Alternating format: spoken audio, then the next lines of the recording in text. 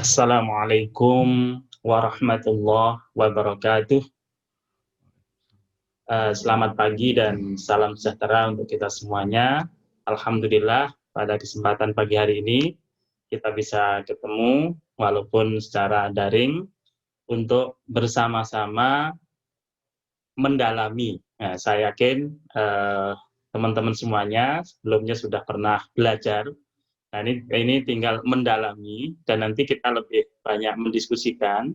Dan mudah-mudahan materi-materi yang telah kami sampaikan, termasuk modul yang telah kami sampaikan, sudah dibaca oleh para peserta pelatihan. Karena mohon maaf, ini materi kalau diajarkan di perguruan tinggi, ini sekitar 9 SKS, 3 semester ya. Nah, ini cukup singkat kita lakukan 2 jam, sehingga kami dari DSN MUI Institute yang diminta bantuan untuk menyiapkan materi ini, sudah kami siasati dengan menyiapkan modul, dan yang saya presentasikan hari ini ringkasan yang sangat ringkas banget terkait modul. Nah, karena itu nanti pendalamannya ada di modul. Bapak, Ibu, dan saudara-saudari sekalian yang berbahagia, saat ini kita sudah mengetahui bahwa perkembangan ekonomi, keuangan, dan bisnis syariah di Indonesia luar biasa pesatnya ya. Nah, kita tahu bahwa terkait perkembangan ekonomi dan bisnis ini, selain ada lembaga bisnisnya, ada juga otoritasnya ya. Ada perbankan, ada non-bank ya, IKNB, ada pasar modal, ada juga dana-dana sosial dalam Islam seperti wakaf, zakat, sodako, ada juga fintech. Nah, ini lembaga-lembaga bisnisnya. Nah, otoritasnya pun banyak tuh, Bank Indonesia, LPS, DSN, OJK. Nah, ini OJK teman-teman yang berada di sini. Ada juga standar akuntansi ya. Sekarang ada Dewan Standar Akuntansi Syariah, ada lembaga hukumnya pun tidak di pengadilan negeri tapi di pengadilan agama, ada lembaga mediasinya, arbitrasenya, pengawasan di Kementerian Koperasi, dan banyak sekali. Yang semuanya ini,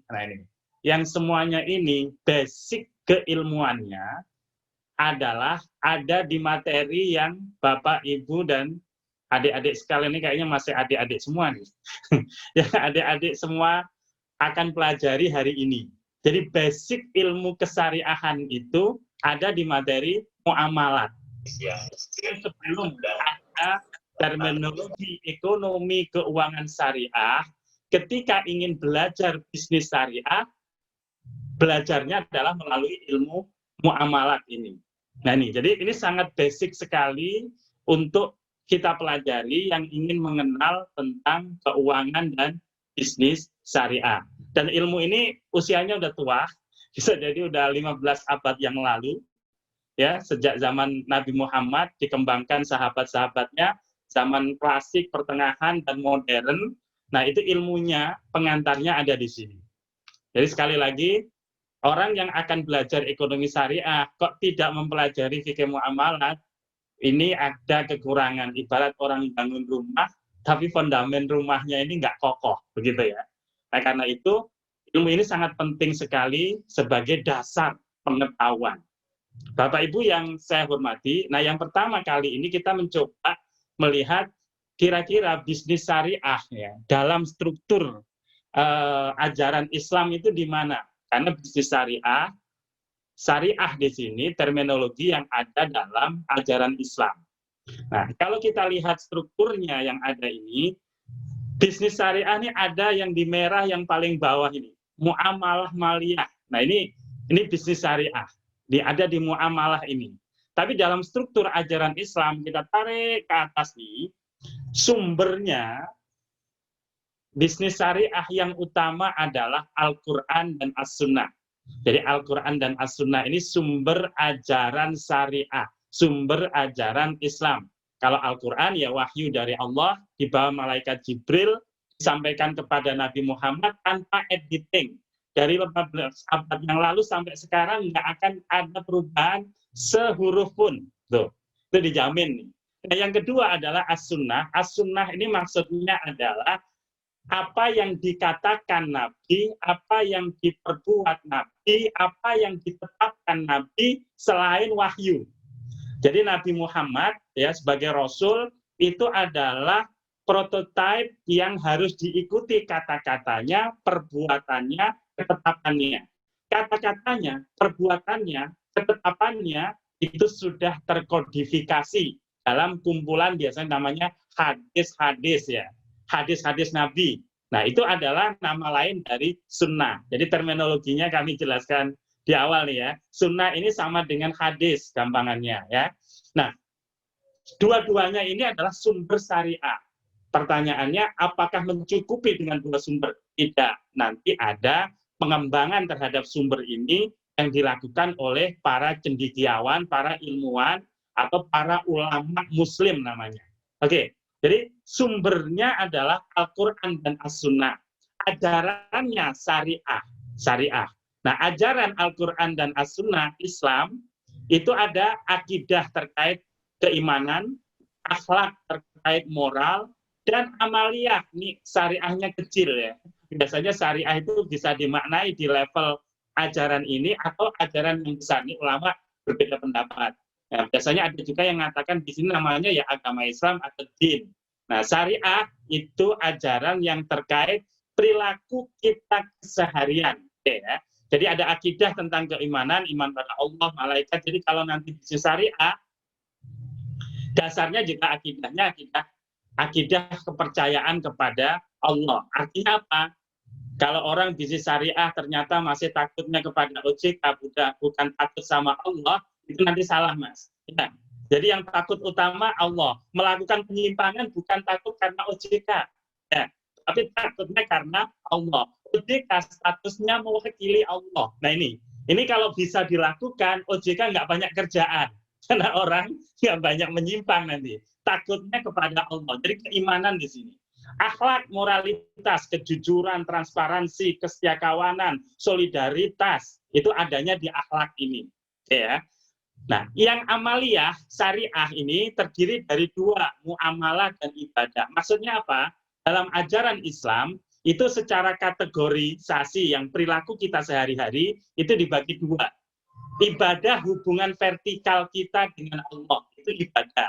Biasanya terimplementasikan dalam apa? Sholat, puasa, haji, zakat. Itu ibadah. Kita sholat itu hubungan vertikal. Ya. Sementara kalau hubungan kita dengan manusia itu diatur yang saya merahin ini. Namanya muamalat. Ya. Jadi kita dagang, kita bisnis, ini muamalat. Kita nikah, muamalat. Kita berpolitik, muamalat. Bernegara, itu muamalat. Hubungan kita dengan manusia. Jadi Islam itu mengatur dimensi hubungan manusia dengan manusia, termasuk hubungan manusia dengan Tuhannya secara langsung melalui ibadah. Ini juga sesuai dengan konsep dasar bahwa kita ini terdiri dari ruh dan jasad. Ruh kita berasal dari Allah yang harus dijaga. Asal-usul kita biar harmoni. Biasanya kalau orang sering galau, ini ibadahnya ini kurang benar nih. Ya. Karena ruhnya dari Allah, jarang bertemu dengan komunikasi dengan Allah, maka akhirnya keruh ruhnya, galau. Nah karena itu Islam memberikan instrumen ibadah untuk menjaga kedamaian ya, ruh kita bersemayam bersama Allah Subhanahu wa taala. Nah, untuk hubungan manusia juga harus sukses. Jangan dimensi vertikalnya sukses tapi muamalahnya tidak sukses hubungan manusia. Dua-duanya harus sukses. Nah, tapi tadi saya katakan ajaran Islam ini, muamalah maupun ibadah, tentu saja tidak semuanya diatur detail ada di Al-Quran dan As-Sunnah. Nah, karena itu detailnya nanti hasil pemikiran ulama, pemikiran cendekiawan, ilmuwan muslim untuk mencari solusi problem-problem baru, menjawab problem-problem baru melalui pemikiran ulama yang didasarkan pada prinsip-prinsip Al-Quran dan As-Sunnah. Misal di sini nih ya, perbankan, asuransi, tentu di Al-Quran dan As-Sunnah nggak ada. Zaman Nabi belum ada institusi namanya perbankan, pasar modal, saham, ya, sukuk, kemudian reksadana, semuanya nggak ada. Loh, kalau nggak ada, bagaimana? Ulama lah yang menjawab. Kira-kira praktek perbankan yang ada nggak dalam operasionalnya bertentangan dengan prinsip-prinsip syariah Al-Quran dan As-Sunnah ini?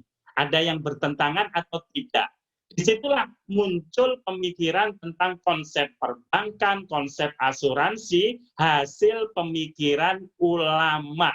Nah, hasil pemikiran ulama menjawab persoalan-persoalan baru tersebut, tuh ya, nanti namanya fikih.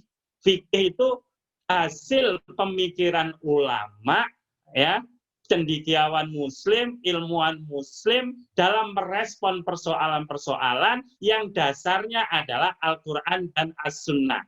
Namanya fikih. Nah, karena yang difikirkan ulama persoalan hubungan manusia dengan manusia, maka namanya fikih muamalah.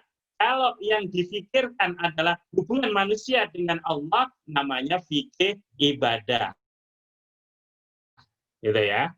Nah, misalnya nih, nanti tantangan nih, zaman Nabi kan nggak ada tuh sholat dalam pesawat ya. Karena 15 abad yang lalu belum ada pesawat. Nah, pertanyaannya, boleh nggak kalau kita dalam perjalanan naik pesawat, sholat di pesawat? Kalau kita cari di dalam Al-Quran dan As-Sunnah, nggak ada. Nah, disitulah para ulama memberikan solusi. Oh, boleh dengan alasan apa. Itu nanti namanya fikih ibadah. Hasil pemikiran ulama terkait ibadah. Oke. Ya, dari sini, nah, fikih ibadah apa? Ada fikih salat, haji, zakat. Nah, selain yang ajaran yang dari Al-Quran dan As-Sunnah, di sini sudah ada intervensi akal ulama, pemikiran ulama. Fikih muamalat juga demikian. Nah, ini muamalat ya. Isinya apa?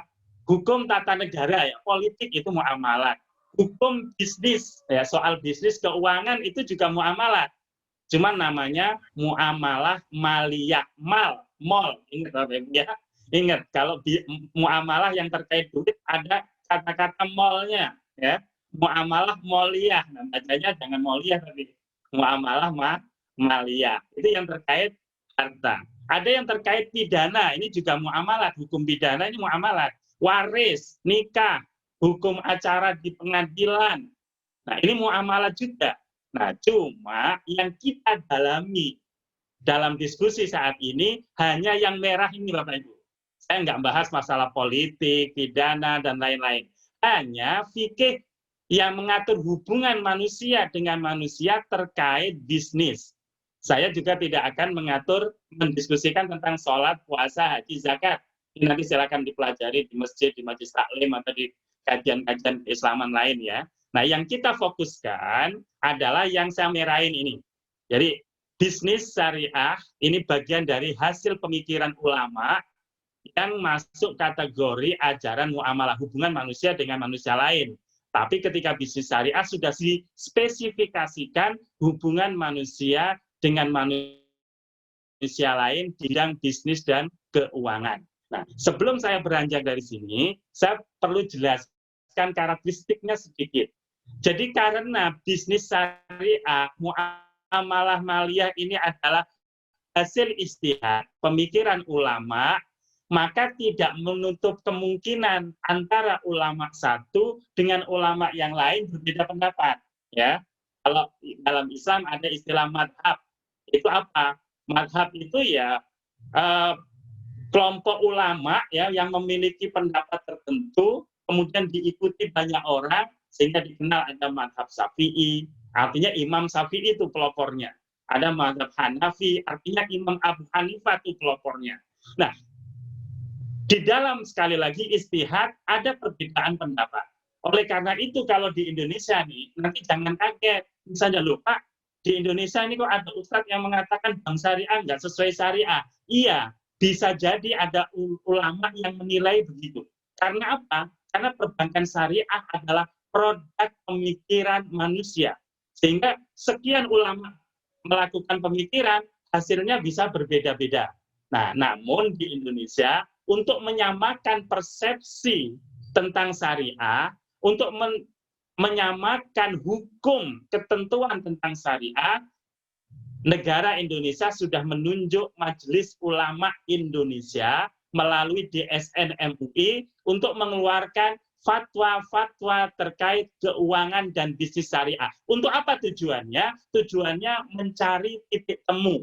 Karena kalau dibiarkan menurut perbedaan-perbedaan yang ada masing-masing ulama, nanti akan terjadi ketidakpastian hukum. Oleh karena itu di Indonesia, kalau ditanya siapa yang punya otoritas menentukan boleh atau tidak boleh, adalah Dewan Syariah Nasional Majelis Ulama Indonesia. Itu ya. Jadi bukan ulama NU, Muhammadiyah, Persis, ya, Wasliyah, itu tidak punya otoritas. Yang punya otoritas adalah DSN MUI. Yang di dalam DSN MUI semua ormas Islam terwakili di situ. Ada para ulamanya yang ada di situ. Nah itu.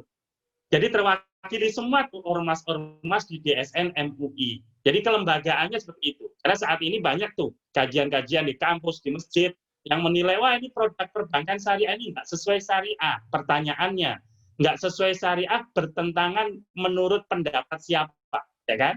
Kalau menurut pendapat fatwa DSN, bisa dikatakan ini memang harus diluruskan. Mengapa? Karena yang punya otoritas DSN. Tapi kalau misalnya kebetulan jadi ustadz, saya ajarkan jamaah saya nilai produk perbankan, saya katakan tidak sesuai syariah, itu pendapat saya pribadi yang tidak punya otoritas untuk menilai. Nah ini sejak awal saya sampaikan karena ini penting saat ini ya, ketika Bapak Ibu misalnya bergaul di masyarakat, ikut kajian-kajian, tidak jarang, termasuk di media sosial ya, YouTube, tidak jarang satu ulama dengan ulama yang lain berbeda dalam melihat apakah ini sesuai syariah atau tidak, gitu ya. Sesuai syariah itu maksudnya sesuai dengan ajaran muamalah Islam ini atau tidak, ulama bisa berbeda-beda. Sekali lagi, rujukannya yang otoritatif adalah fatwa Dewan Syariah Nasional Majelis Ulama Indonesia. Nah, di sini yang perlu saya tegaskan. Oke, ini nanti definisi-definisi. Nah, berikutnya tadi sudah saya jelaskan sekilas. Sumber hukum fikih muamalah itu apa? Tadi di atas nih ya, Al-Quran dan As-Sunnah muncul lagi di sini. Al-Quran dan As-Sunnah. Nah, Al-Quran dan As-Sunnah ternyata nggak lengkap, butuh bantuan pemikiran para ulama. Itulah namanya ijtihad. Jadi ya, ijtihad itu adalah proses berpikir yang serius untuk memecahkan persoalan, menjawab persoalan yang dilakukan oleh ulama, namanya ijtihad. Nah, ijtihad itu harus memperhatikan maqasid syariah, tujuan syariah. Apa tujuan syariah? Memelihara agama, ya, memelihara jiwa, memelihara akal, memelihara keturunan, memelihara harta. Nah ini. Jadi harta itu wajib dipelihara.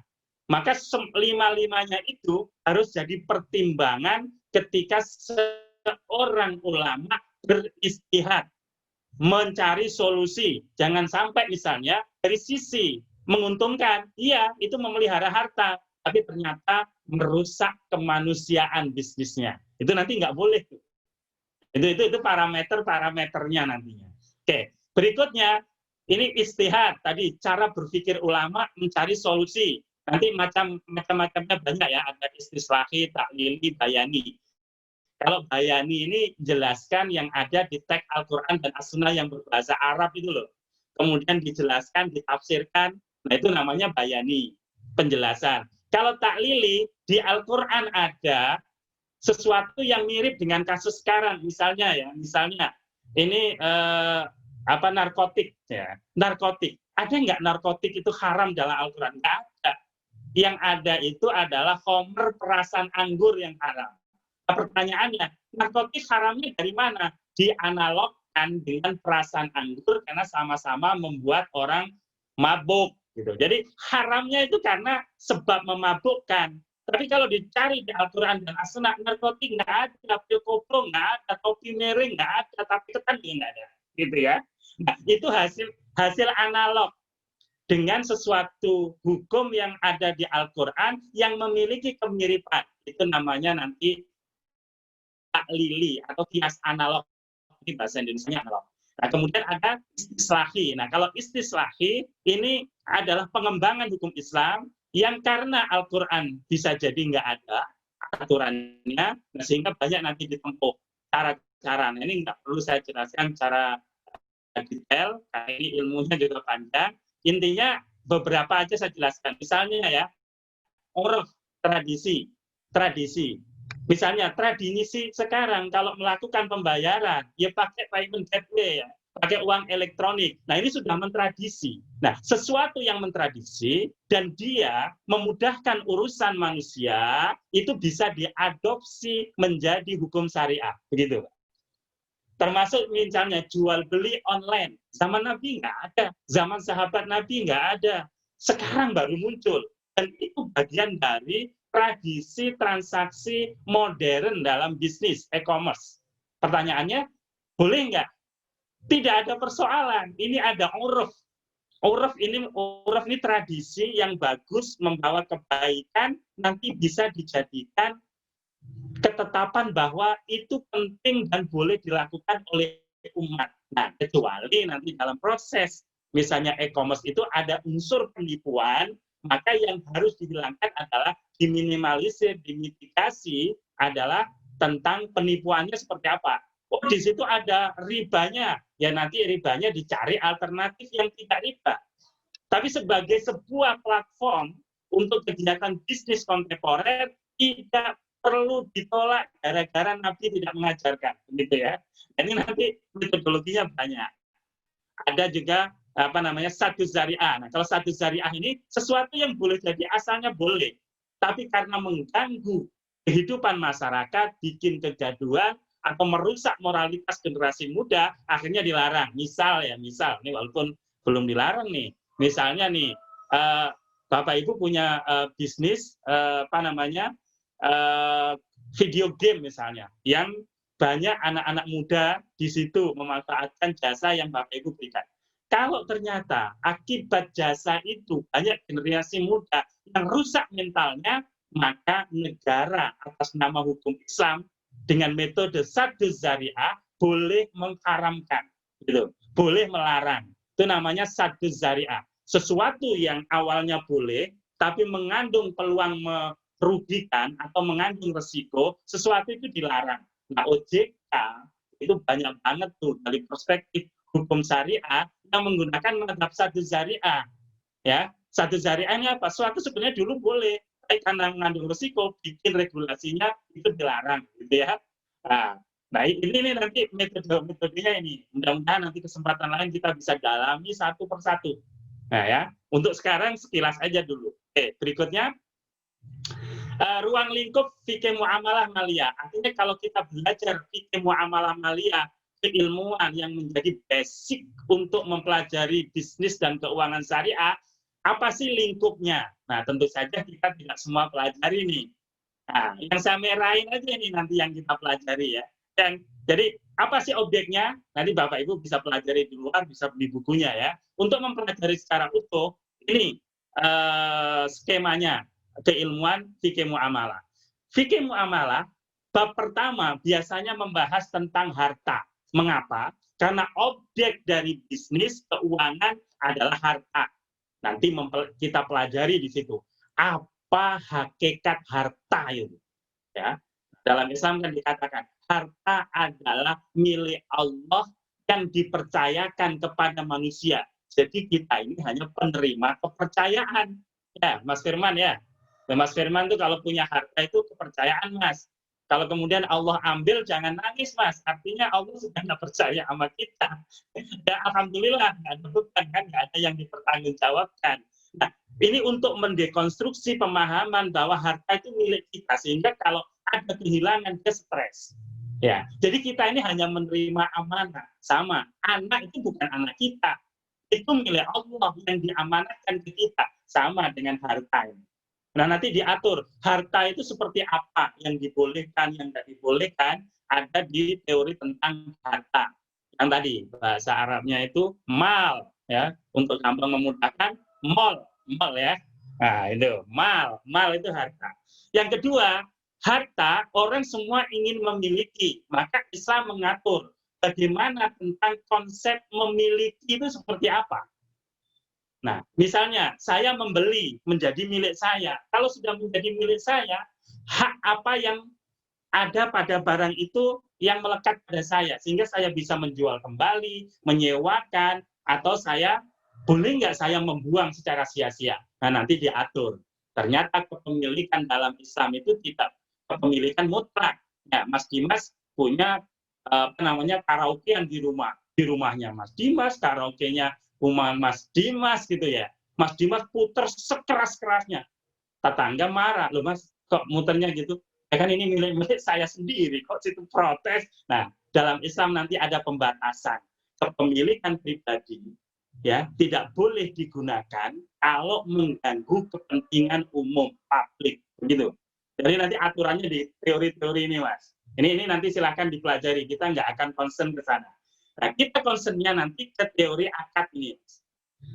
Harta semua orang ingin memiliki, tapi kalau semua ingin memiliki, nggak ada aturan bagaimana cara memiliki, yang terjadi adalah chaos, ya, kegaduhan, kerusuhan. Nah, karena itu Islam menyediakan piranti namanya akad. Jadi kalau Mas Dimas saya lihat pakai misalnya headset ya, misalnya gitu ya, saya ingin memiliki, nggak bisa dong saya langsung datang ke rumah Mas Dimas, saya rebut, nggak bisa kan? Kalau itu terjadi, nah itu kan handsetnya milik Allah itu Mas Dimas, gitu ya. Atau Mas Dimas punya kebun nih, ada mangga, wih itu mangga Allah gitu. Saya bilang gitu kan, langsung aja saya masuk kebunnya, saya ambil mangganya, nggak bisa dalam Islam. Itu harus melalui proses namanya akad. Kalau Mas Dimas punya mangga, saya ingin memiliki, kira-kira akadnya apa? Oh, kalau ingin memiliki, bisa saya beli, ya kan ya, Mas Dimas, beli dong mangganya. Saya kasih murah Mas Dimas. Oke, nah ini terjadi jual beli. Oh Mas Dimas, wah ini mulut saya dari kemarin gatal melihat mangga Mas Dimas, boleh nggak saya memiliki? Kata Mas Dimas, silakan Pak Azhar. Caranya gimana Mas? Ya udah Pak Azhar ambil aja nih, saya kasih untuk Pak Azhar. Berarti Mas Dimas nanti akadnya kita ke saya ya, gitu kan? Nah, jadi ada akad-akad. Mas Dimas, saya wah melihat rumah sampean ini bagus banget, saya pengen tinggal di rumah sampean. Gimana caranya? Terus boleh lah Bapak nyewa aja ke kamar saya yang kosong. Berarti nanti akadnya sewa menyewa. Begitu. Nah, inilah nanti yang akan kita kupas nanti tentang akad-akad ini. Nah, akad-akad dalam syariat itu ada dua kategori. Akad yang sifatnya non-profit, tidak untuk mencari keuntungan, tapi justru motifnya adalah utamanya tolong-menolong. Ada akad yang memang untuk bisnis. Nah, ini ya. Ini nanti hati-hati nih Mas. Ketika misalnya ya, akad ngasih utang ke orang, itu prinsip dasarnya adalah akad sosial. Ketika akad sosial, kita nggak boleh nyari keuntungan. Nanti kalau nyari keuntungan, masuk kategori riba. Karena ada akad yang sifatnya sosial, non-profit, ada yang memang bisnis. Muawadhah, tukar-menukar bisnis, atau tijaroh, atau bisnis. Ya, jadi for profit transaction. Nah, nanti kita pelajari mana yang bisnis, mana yang sosial. Bahkan nanti dalam perkembangannya, mana yang sosial, tapi digabungkan dengan bisnis. Nah, itulah nanti yang akan kita pelajari. Oke, ini nanti rinciannya ya, ada yang bisnis nih contohnya, ada ijarah, jualah ini sewa, ada jual beli, macam-macamnya nanti kita pelajari. Ada kerjasama dalam perdagangan, ya, sistem bagi hasil. Nah, ini bagi hasil ada musyarakah mudharabah, ada juga bagi hasil di bidang pertanian, muzaraah, mukhabarah, musaqah, tapi nanti kita tidak dalami ini karena nggak terkait keuangan syariah ya. Tapi ada, misalnya saya punya sawah di rumah, nggak saya rawat, ternyata ada petani yang datang bazar itu sawah boleh nggak saya garap, nanti kita bagi hasil dari hasil pertanian. Oke, nah ini masuk kategori ini Pak, muzaraah, mukhabarah, ya. Nah ini nanti kita nggak bahas secara detail, yang kita bahas nanti nih musyarakah, mudharabah, kerjasama bagi hasil di bidang perdagangan, jual beli, ijarah yang saat ini diimplementasikan di lembaga keuangan dan bisnis syariah termasuk di Indonesia. Nah nanti kita pelajari sesi keduanya. Oke, akad tabaruk yang sosial tadi ada yang layanan jasa ya, ada wakalah. Wakalah itu pendelegasian, memberikan kuasa itu wakalah ya. Saya nggak bisa ngambil duit ke bank, saya bilang sama Mas Mas Firman bisa diwakili nggak? Saya ngambil uang ke bank. Nah itu wakalah. Ya. Saya mau undangan nggak bisa datang. Mas Dimas, bisa nggak saya diwakili nyampaikan nih amplop dan salam kepada teman kita yang lagi nikah. Nah itu namanya wakalah. Wadiah nanti nitip. Nah, nanti berikutnya banyak tuh ya. Nitip biasa, nitip sepeda itu wadiah. Nah kalau nitip emas, wadiah bukan nanti di bank. Nah, nanti akan kita diskusikan. Kemudian akad dalam pinjaman uang, ngasih utang, rohen, kalau orang ngasih utang minta jaminan itu rohen, jaminan kebendaan ya. Ya, saya utang ke Mas Firman minta ada motor nggak Pak Zar sebagai jaminan. Nah, itu rohen nanti ya. Nanti kita bahas satu-satu. Kewala, saya punya utang nggak bisa bayar. Mas Firman, bisa bayarin utang saya nggak? Jadi saya alihkan kewajiban saya ke pihak ketiga ke Mas Firman. Nah, ini namanya kewala, nanti kita bahas. Kafalah ini jaminan, baik personal garansi atau institusional garansi ya, atau corporate garansi. Jadi saya punya utang, yang ngasih utang minta jaminan, waduh saya nggak punya motor, nggak punya benda nih, terus punya Mas Firman yang kaya orang OJK tuh. Nah, Mas Firman yang akan jamin. Mas Firman bilang, siap, saya Pak nanti yang jamin. Kalau Pak Azhar nggak bisa bayar, yang bayarin saya. Nah, Pak Firman itu nanti mengamalkan akad kafalah ini. Atau misalnya OJK ya, OJK karyawannya ngajuin pembiayaan ke bank. Bank minta jaminan, kata OJK apa? Yang menjamin OJK, gitu ya. Artinya apa? Kalau nggak bisa bayar, nanti OJK yang bayarin. Nah, ini namanya corporate garansi. Itu juga masuk kategori kafalah. Nanti detailnya kita bahas. Ada juga hibah, wakaf, wasiat. Nah, ini juga ada. Nanti hibah bagaimana implementasinya di keuangan, nanti insya Allah akan kita bahas pada sesi berikutnya. Oke. Nah, berikutnya nih, ini nggak ada bahasan di kita ya, cuman hanya sebagai pemberitahuan bahwa lingkup pembahasan muamalat itu luas sekali. Ada larangan gosok, pakai barang orang tanpa izin, larangan ikhtikar ya, menimbun, larangan riba, menipu. Ini juga bahasan muamalat. Dibahas satu-satu, nanti kita bahas nih sebagian. Hak khiyar ya, hak konsumen untuk melanjutkan atau tidak melanjutkan. Kalau dia misalnya beli sesuatu nggak sesuai, kita beli online, baju warna merah, dikirim pink kan, kita kan ada hak untuk menolak kan, itu namanya hak khiyar nanti. Ada hak sub'a, kita memiliki bersama atas objek. Kalau saya misalnya punya rumah sama Mas Dimas milik berdua, saya mau menjual, itu nggak boleh dijual ke orang lain sebelum ditawarkan dulu ke Mas Dimas. Itu namanya sub'a. Iflas, kepailitan ada. Lukotoh, barang hilang. Ya. Jadi kalau kehilangan HP, bagaimana aturan bagi yang menemukan? Nanti ada aturannya. Inter pengampuan. Kalau orang mengalami persoalan mental ya, tapi duitnya banyak, maka negara harus menunjuk sebagai pengampu ya, pratle. Nah, kemudian ada ikola. Kalau kita udah jual beli, tapi ternyata Mas Dimas jual beli sama saya, Mas Dimas begitu sampai rumah, Pak, aduh saya ternyata uangnya harus dipakai untuk yang lain, tadi saya lupa, boleh nggak kita batalkan? Oke, nanti ikola ya, revocation. Ada kisma, ini kalau punya harta yang harus dibagi-bagi, bagaimana cara baginya. Suluh, kalau ada perselisihan, harus ditempuh cara bagaimana untuk mendamaikan. Nah, nanti ada cara-caranya namanya suluh, hakim, arbitrase, ini juga cara penyelesaian sengketa. Jadi, bab muamalat ini lengkap banget ya. Proses bisnis dari A sampai Z itu ada aturannya. Dan cuman sekali lagi, dalam konteks pelatihan kita, nanti kita hanya batasi terkait dengan akad-akad dan prinsip-prinsip saja. Oke. Berikutnya saya sampaikan tentang prinsip-prinsip dasar muamalat. Ini juga sekilas, detailnya nanti ada di modul. Yang pertama, prinsip dasar muamalat ya, prinsip yang menjadi penopang ya, norma yang menjadi penopang bisnis syariah itu apa? Yang pertama adalah Islam mengaitkan muamalah dengan akidah dan akhlak. Jadi kalau berbisnis itu dikaitkan dengan keimanan ya. Tadi bahwa Allah dan Allah malaikat memonitor kita yakin Allah melihat kita. Pertanyaannya, kalau bisnis lebih takut Allah atau takut regulator? Jadi misalnya kita korupsi ya, kita berbuat curang, kira-kira lebih takut Allah atau regulator? Maka kalau takut Allah, regulator ringan. Itu kan ya. Jadi masalah keimanan ini penting. Oh, ada kehidupan setelah mati, ya, kehidupan akhirat, surga dan neraka. Maka bagi pembisnis syariah, dia akan menipu, mikir-mikir. Mengapa? Karena ada keimanan hidup setelah mati. Nah, karena itu, bisnis ini dikaitkan dengan akidah, dengan akhlak.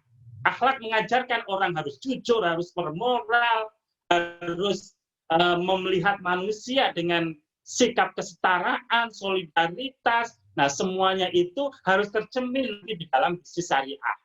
Jadi bisnis syariah tidak hanya mencari keuntungan, tapi mencari juga kedamaian hidup setelah mati. Nah, karena itu, kalau ini dilakukan, insya Allah OJK nanti nganggur nih.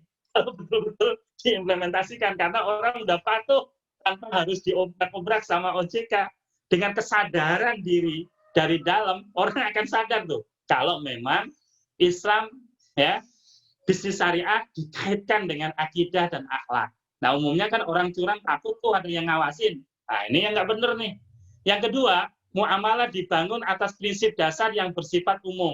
Ingat, Al-Quran dan As-Sunnah atau hadis Nabi yang tadi sumber utama, itu tidak mengatur secara terperinci. Karena itu, ini kesempatan untuk mengembangkan bisnis seluas mungkin. Karena kalau diatur secara perinci, nanti Qurannya bisa berapa jilid gitu ya. Yang satu jilid aja jarang dibaca, gimana kalau berjilid-jilid? Satu.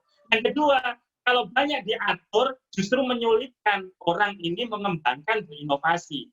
Oleh karena itu, kelebihannya dari ajaran tentang bisnis syariah di Al-Quran, Al-Quran hanya mengatur prinsip-prinsip dasarnya.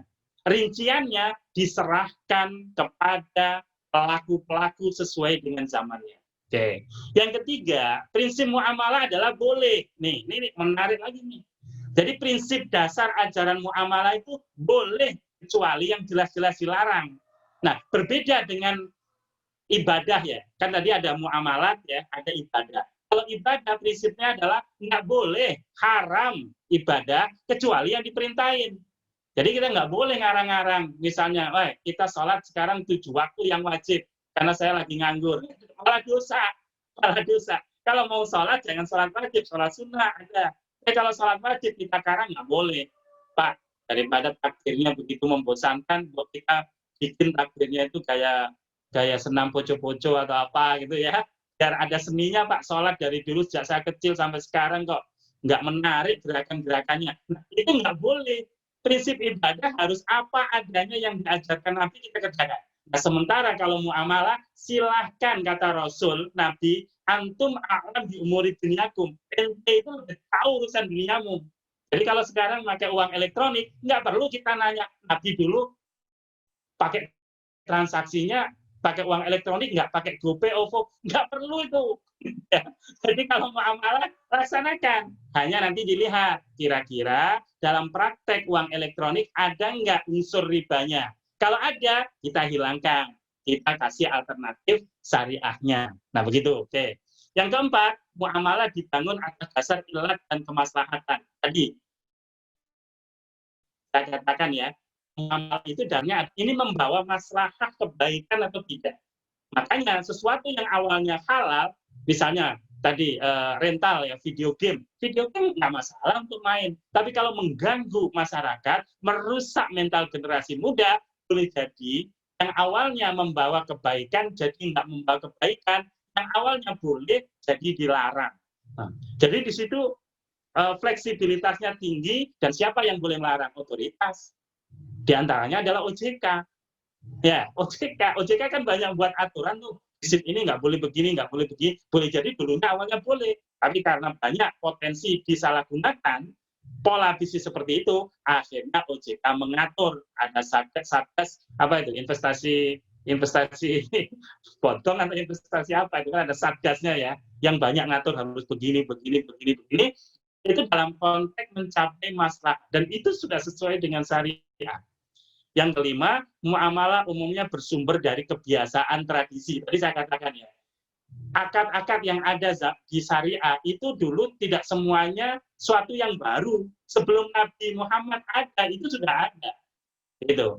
Nah, karena itu dengan prinsip ini, Islam itu nggak harus membawa sesuatu yang baru sama sekali. Bisa jadi yang lama nggak bertentangan dengan prinsip syariah, tidak ada masalah. Atau ada yang salah, diperbaiki yang salahnya apa. Tapi jangan dihilangkan institusinya yang memang sangat dibutuhkan masyarakat. Misalnya nih, bursa efek. Wah, bursa efek itu dari orang kafir misalnya. Ada yang begitu. Nggak usah diikuti. Nabi nggak pernah bikin bursa efek. Nah, pertanyaannya, bursa efek penting nggak dalam dinamika perekonomian modern? Sangat penting. Nah, masalahnya yang salah apanya? Oh, yang salah ada unsur ribanya. Hilangkan unsur ribanya. Makanya muncul nanti ya saham syariah, ya reksadana sesuai prinsip syariah. Tidak dihilangkan pasar modalnya, produk-produknya tidak dihilangkan, tapi mekanisme bisnisnya yang nggak sesuai disisir, diganti yang sesuai. Nah, begitu. Oke. Muamalah mengintegrasikan antara moral dan hukum. Jadi persoalan muamalah itu persoalan moral dan hukum. Artinya kalau misalnya nih Pak ya, udah tahu nih bisnisnya melanggar, nggak harus nunggu dulu OJK menemukan. Ya, kalau orang syariah, kalau udah tahu melanggar ini, meskipun OJK tidak tahu, segera diperbaiki. Karena tanggung jawab kita tidak hanya ke OJK, tapi ke Allah Subhanahu wa Ta'ala. Tim audit OJK lolos, tapi tim audit Allah Subhanahu wa Ta'ala nggak lolos. Ya, orang boleh jadi menipu, begitu digugat ke pengadilan, dilaporkan tindak pidana, nggak terbukti di pengadilan, bebas karena keahlian dia untuk memanipulasi data, dia bebas, tapi di pengadilan Allah tidak akan bebas. Nah, inilah muamalah itu mengintegrasikan antara moral dan hukum. Jadi hukum yang bermoral, nggak harus ditemukan dulu oleh OJK baru diperbaiki. Sebelum ditemukan, karena ini Allah akan melihat, malaikat melihat, maka otomatis kesadaran moral itu yang tinggi. Nah, makanya nanti kalau benar-benar bisnisnya pengadilan nganggur, OJK nganggur. Nah, kemudian muamalah terdiri dari norma hukum yang tetap dan berubah. Ingat bahwa muamalah ada yang tetap. Jujur selamanya harus, nggak bisa jujur kemudian diamandemen ya. Keluarkan undang-undang cipta kerja yang jujur boleh gitu. Tidak jujur boleh, nggak bisa. Jujur itu harga mati. Ya. Transparan harga mati, saling menghormati harga mati, gitu ya. Terus yang harga hati itu ada, tapi kebanyakan justru yang bisa berubah tadi karena kondisi begini bisa berubah, kondisi begini bisa berubah. Siapa yang jadi rujukan selain ulama adalah otoritas. Pak, ini darurat. Pertanyaannya OJK udah bilang darurat belum?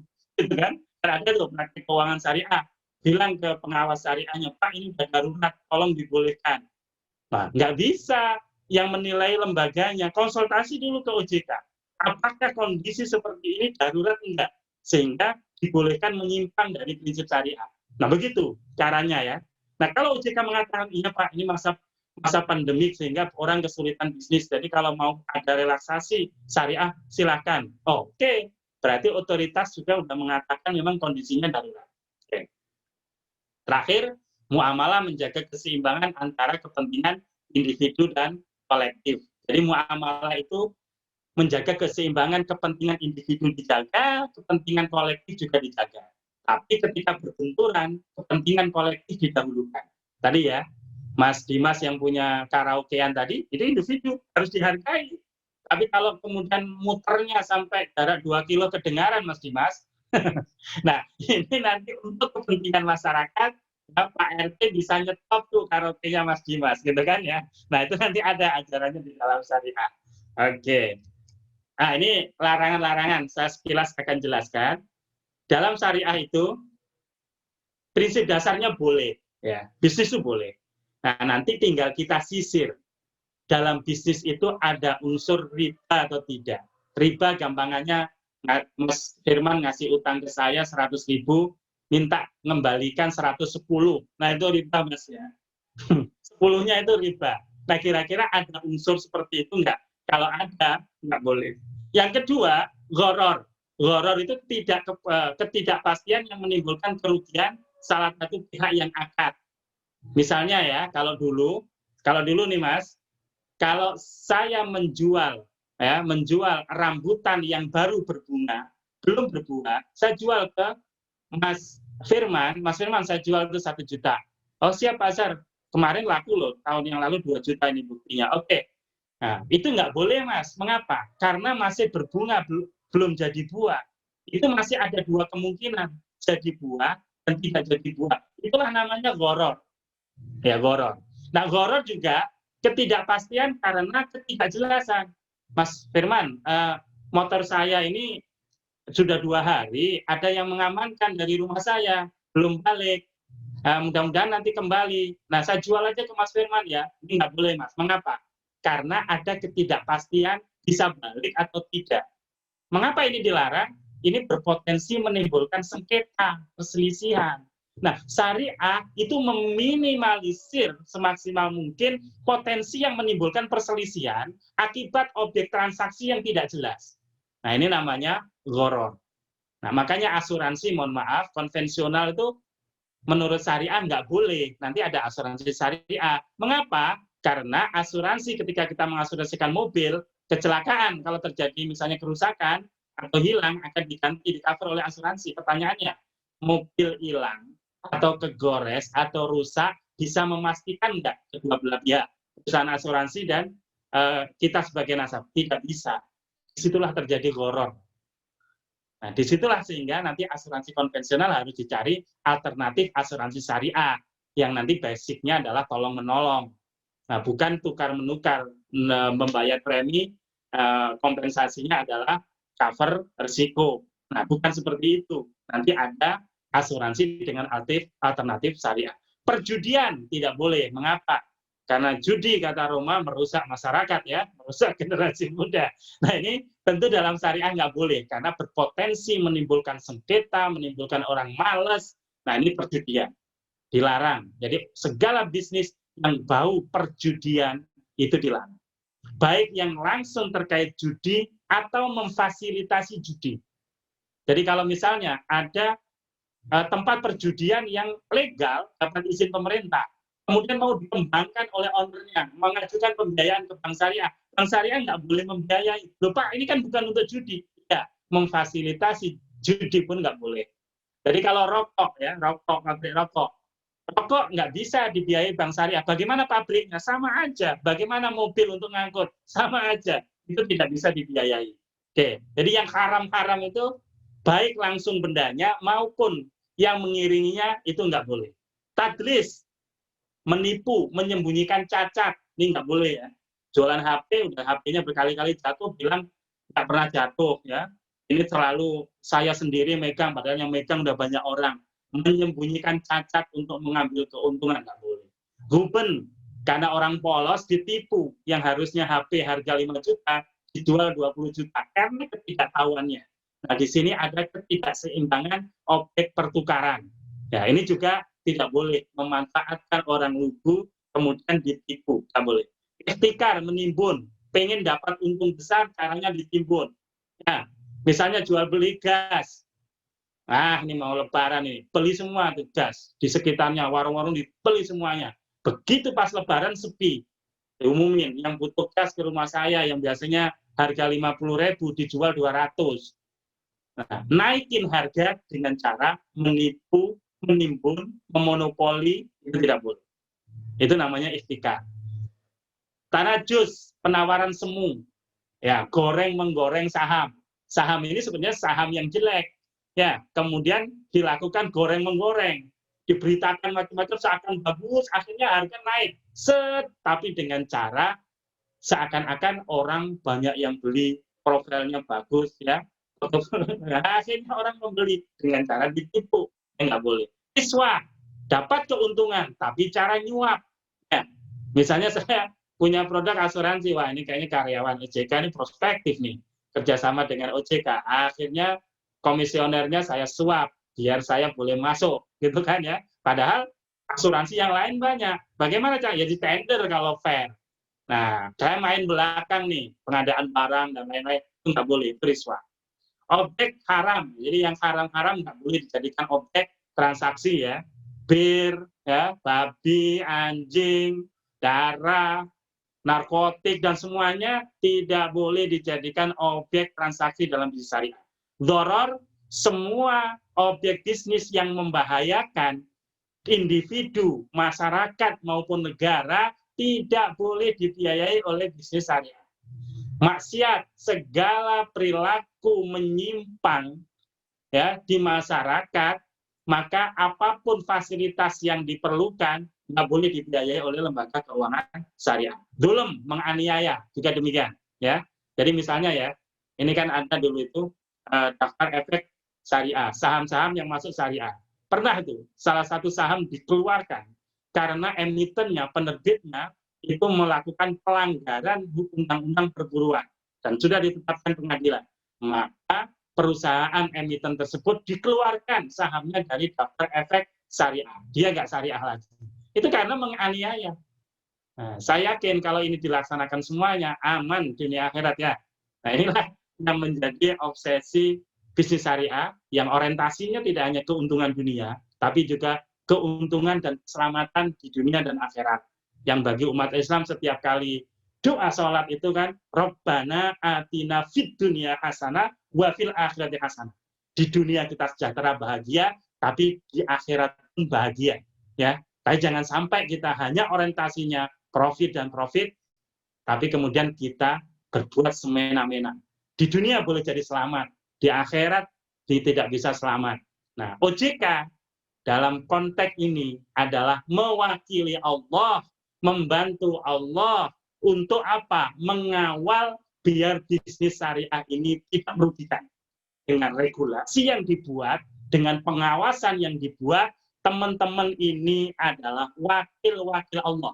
Kalau ini niatan teman-teman semuanya, kerja di OJK adalah bagian dari perjuangan syariah dan berpahala di sisi Allah. Nah, ini yang penting nih. Jadi teman-teman ini kalau ikut memperjuangkan ini bisnis yang mulia, bisnis yang penuh kejujuran, insya Allah nilainya sama dengan orang yang jihad fisabilillah, memperjuangkan ajaran Allah, membumikan ajaran Allah. Nah, ini yang penting saya sampaikan untuk teman-teman. Sehingga kita bisa bersama-sama nih. Kalau nanti saya masuk surga, karena saya dosen, lewat pintu dosen, teman-teman masuk surga dari pintu OJK. Karena sebagai wakil Allah untuk memakmurkan bumi ini sesuai dengan tupoksi OJK, membuat regulasi, mengawasi. Nah, ini harus menginternalisasi di kita. Oke, saya kira itu yang saya sampaikan untuk sesi pertama ini. Silahkan kalau ada pertanyaan sebelum kita lanjutkan sesi berikutnya.